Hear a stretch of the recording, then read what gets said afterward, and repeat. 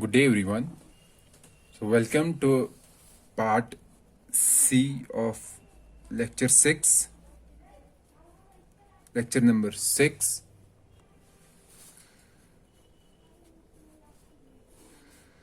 In part B, we discussed about the normal numbers, normal floating point numbers. Okay, and we also discussed some of the spatial numbers. Spatial numbers, I mean to say that we were reserving two exponents, two extended exponents, 0 and 255 for some special cases. So what were those special cases? Let's say this is E, this is M, and this is our value. And the special cases were that if E is 255, if E is 255, what is the actual exponent? Actual exponent will be 255 minus 127. So actual exponent is 128. Okay. And M is 0. Then we say that it represents an infinity. Okay. It will be an infinity, positive infinity if sign bit is 0. And same thing, it will be a negative infinity if sign bit is 1. If exponent is 255 and mantissa is not equal to 0, that in that particular case, we say that the number is not a number, that particular entity is not a number. So this particular case is required, for example, to represent such kind of operations, 1 divided by 0. If exponent is 0 and mantissa is 0, exponent 0, what does it mean? What will be the actual exponent? Actual exponent will be 0 minus 127. So the actual exponent is minus 127. So it will be like this. The number will be like this. Since exponent is 0 and mantissa is 0, it will be 1 dot mantissa is 0, all 0, into 2 raised power minus 127. So this kind of number into 2 raised power minus 127, we can simply write it 2 raised power minus 127. So this number is represented by exponent 0, mantissa 0, and we call that this represent as 0. Okay, and if exponent is 0 and mantissa is not equal to 0, this will be like this: 1 dot, so mantissa is something, into 2 raised power minus 127. So such kind of numbers. So there may be infinite number of such numbers, so different kind of such numbers. So these numbers are called denormal numbers. So it is a denormal number. So today's topic, today's lecture is related to these denormal numbers. So before discussing denormal numbers, let me first make a simple we can say the line which represents all the floating point numbers, both denormal and normal numbers. So at the center we have 0, and this 0 is represented by exponent 0, mantissa 0. And on this side we have positive numbers, on this side we have negative numbers. And the normal floating point numbers, the positive range starts from 2 raised power minus 126 to 2 raised power 128 minus 2 raised power 104. This is the positive range, this one, for normal floating point numbers. Okay, and from the negative side, the range varies from minus 2 raised power minus 126 to minus 2 raised power 128 minus 2 raised power 104. So this portion. So this is the negative range of normal floating point numbers, and this is the positive range. So these are the normal floating point numbers. So what lies between this minus 2 raised power minus 126 to 2 raised power minus 126, this portion is the denormal numbers.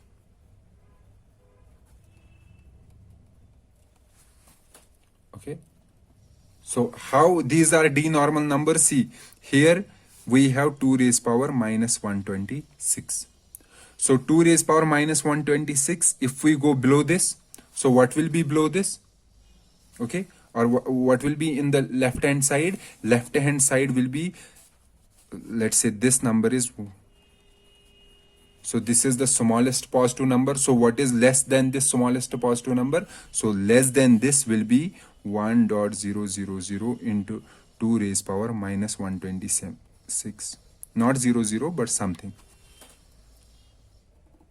Okay. Likewise from the negative side. So this will be either positive or negative. So these numbers, these kind of numbers, positive or negative, 1.xxxx into 2 raised power minus 127 plus minus, these are, if we have any number like this is a denormal number, and these numbers lie in this particular region.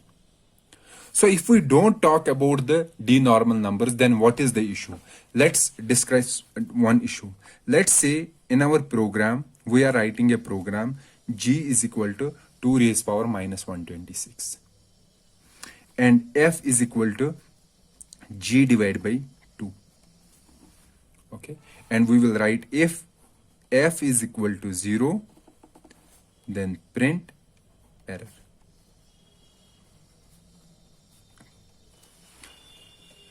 So let's first think logically.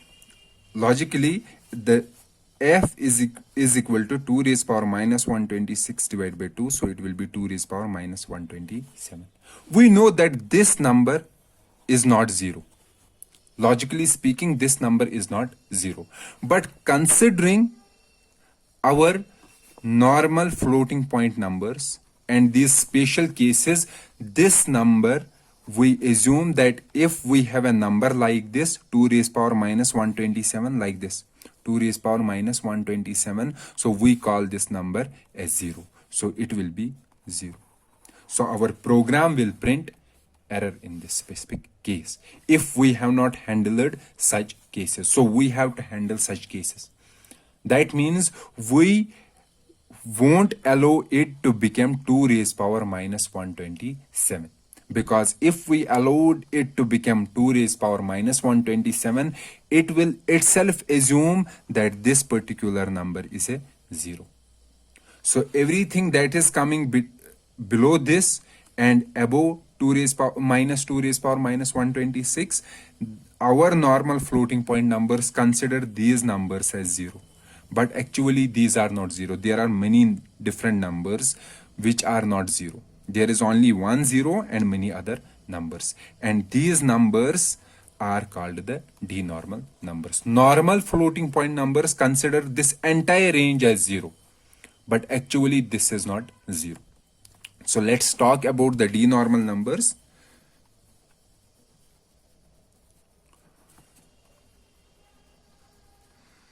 As I said, the denormal numbers will be like this: 1 dot into 2 raised power minus 127 plus minus. Okay. Basically, we don't want to go to minus 127. We want to remain in this range of minus 2 raised power minus 126. So I will simply write this plus minus. So we will move this decimal point 1 to the left. Okay. It will be 0.1 something into 2 raised power minus 126. Okay. Or I can simply write it plus minus 0 dot then some numbers into 2 raised power minus 126. Okay. Or I can write plus minus 0 dot, let's call these bits as mantissa, m into 2 raised power minus 126. So these numbers, these kind of numbers, these numbers are called denormal numbers.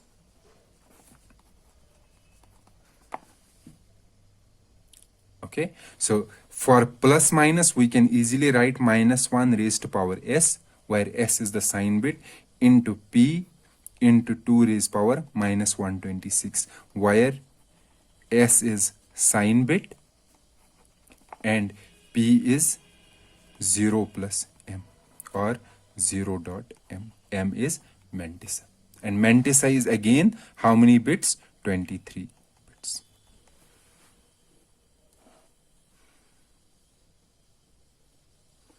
Okay, so if I take this again, let me write it here. So in this specific case, we have exponent e is minus 126, but this is my actual exponent.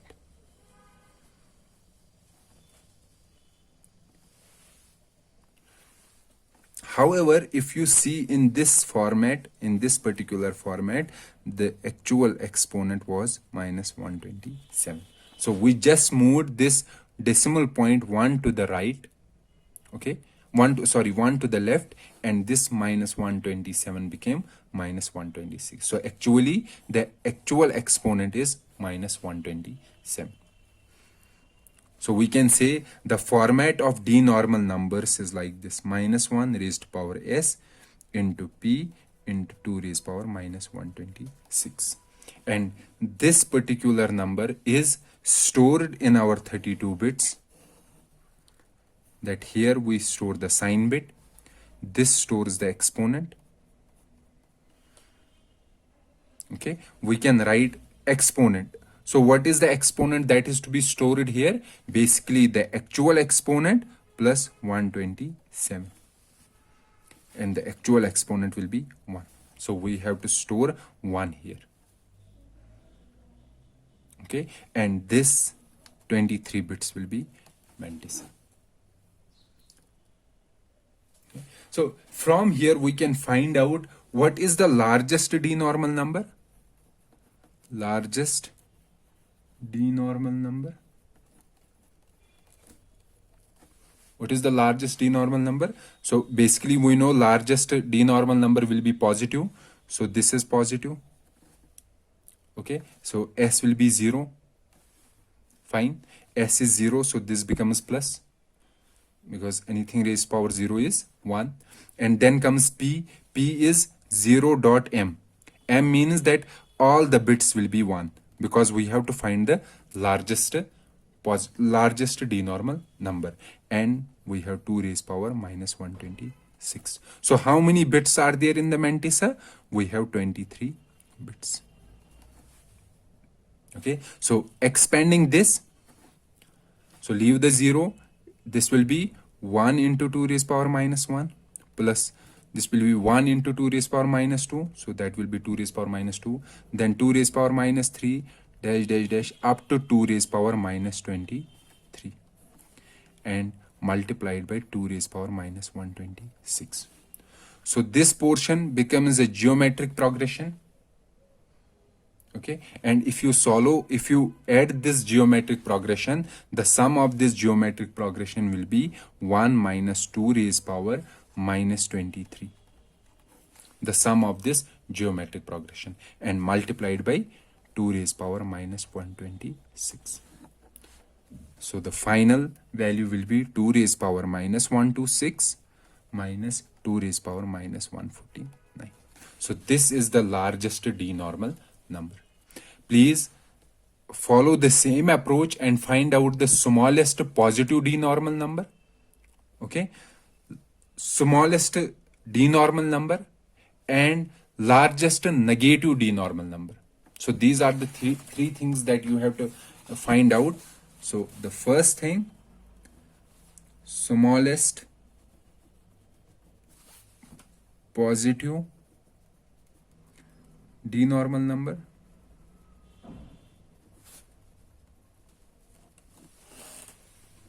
Okay, so I will write it here so that you can cross-check your answer. The smallest positive denormal number is 2 raised power minus 149.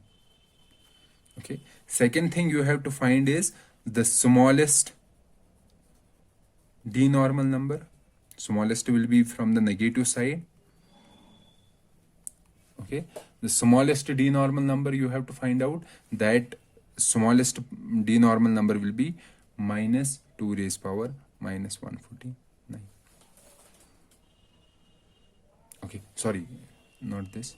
So that will be minus 2 raised power minus 126 minus 2 raised power minus 149. And you have to find the largest negative denormal number.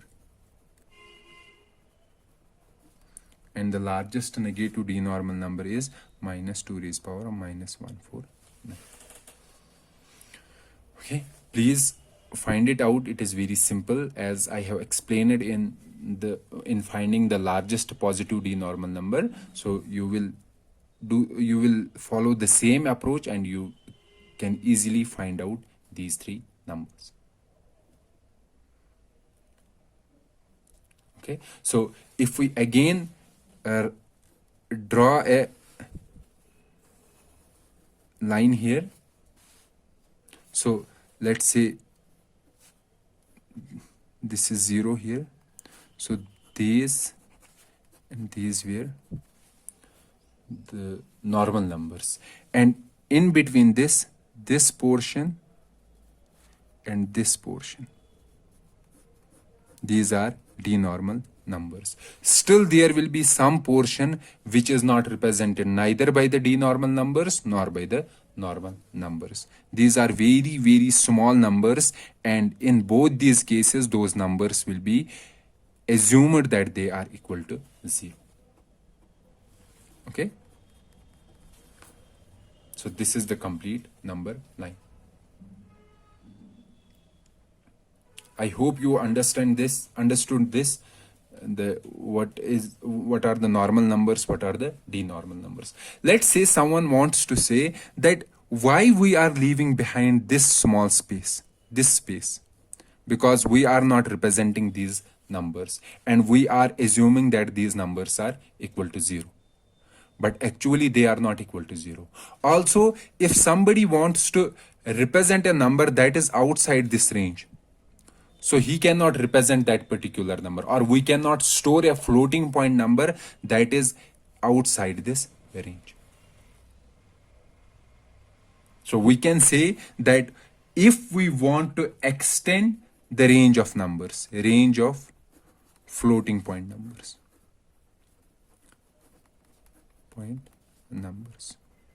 so we have to extend the range of floating numbers. We want that we should be able to represent an extremely large range of floating point numbers, both from the outside level, from the upper side, and also from the lower side. We want to represent the floating point numbers. So in that specific case, what will we do?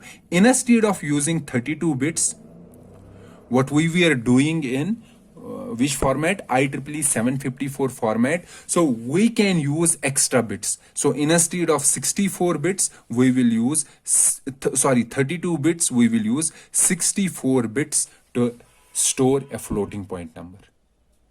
Okay, and among these 64 bits,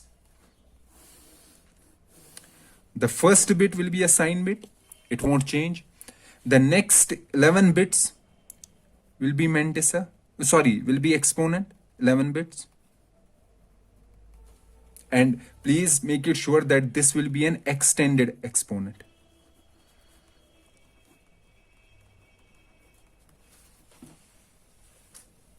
Okay, and the remaining 52 bits, this will store the mantissa. Okay, so here extended exponent we are storing using 11 bits. When we were having 32-bit representation, this was 8 bits. And what we were adding to the actual exponent, we were adding 127. So E was actual exponent plus 127 to store this expanded exponent here. But in case of 11 bits, what will be this bias, this 127? So basically it will be 2 raised to power 11 minus 1 minus 1. So 2 raised power 11 minus 1 will be 1023. So the extended exponent that we are going to store here, it will be actual exponent adding to 1023. So it is extended 1023 representation of floating point numbers. And the approximate range represented by this number, it varies from plus minus 2 raised power 1023. So from minus 2 raised power 1023 to plus 2 raised power 1023, or in terms of base 10 we can say it is plus minus 10 raised power 308. So this is a lot of numbers. Okay, and these 64-bit representation is sufficient to represent almost all the possible numbers that we want to store in our computer memory. Okay, so this kind of representation, storing the floating point numbers using 64 bits, this is also called double precision floating point numbers. So when we are, if we say that we have to store using double precision, so that means we have to store using 64 bits. And if there is a single precision, we will say 32 bits. Okay, so this was all about the floating point numbers, denormal numbers, and this 64-bit representation or extended 1023 representation of floating point numbers. And this ends our topic related to the representation of floating point numbers. So we will meet again in the next lecture, in lecture 7, where we will discuss an instruction set architecture, some instruction set architecture, both the instructions of that ISA and how those instructions, those assembly instructions are encoded in the machine format. So let's meet in lecture number 7. Till then, goodbye.